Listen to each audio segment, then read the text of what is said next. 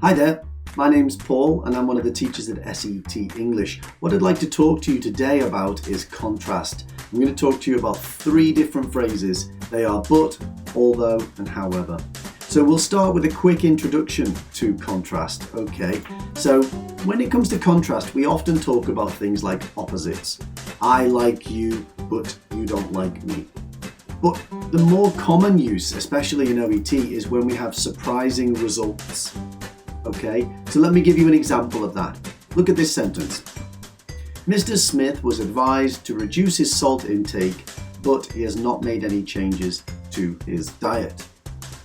Okay, so can you see the contrast linker?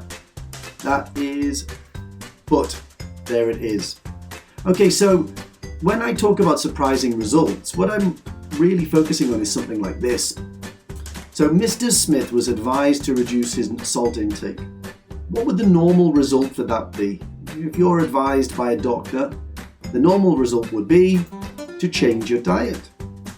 But in this case, if we look again, in this case they have not made any changes to their diet.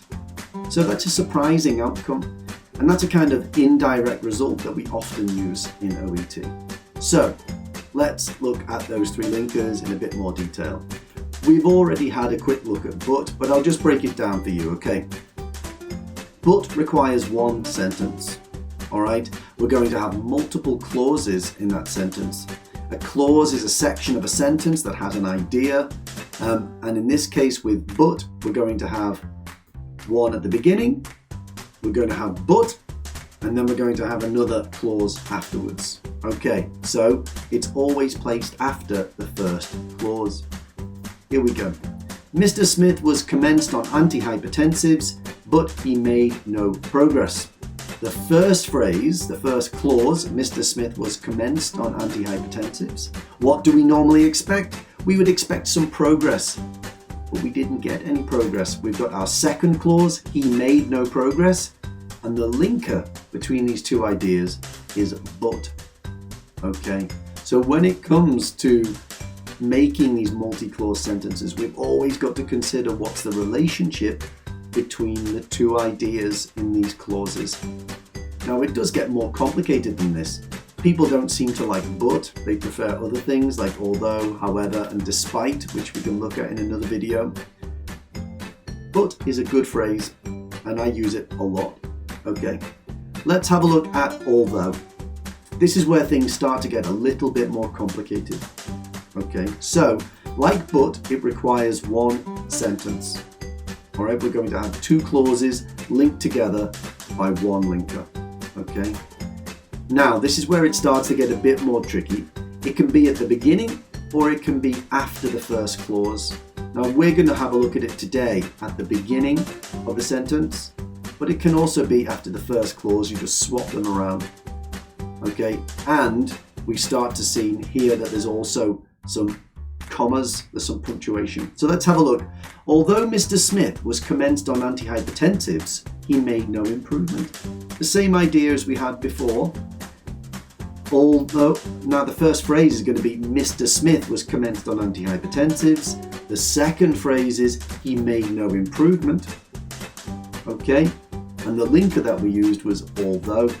Now notice that we've got although, and then we've got a comma in blue there after antihypertensives.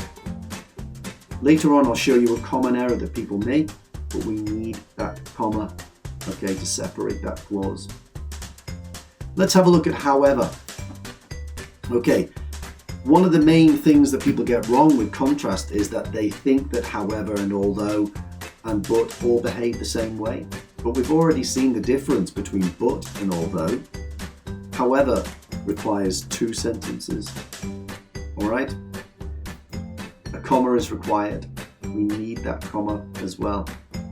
So let's have a look. Mr. Smith was commenced on antihypertensives, full stop. However, he made no improvement. So we've got 2 sentences here. Not 2 clauses connected in 1 sentence, it's 2 sentences. And our first idea is Mr. Smith was commenced on antihypertensives. Our second idea is he made no improvement. And they're connected with this contrast linker, however. And note that comma. after however. So we can see that all three of these phrases, but, although, and however, they have the same function, but they've got different grammar, which we should try and practice. Let me show you a couple of really common errors that happen. Okay, can you see what the error is here?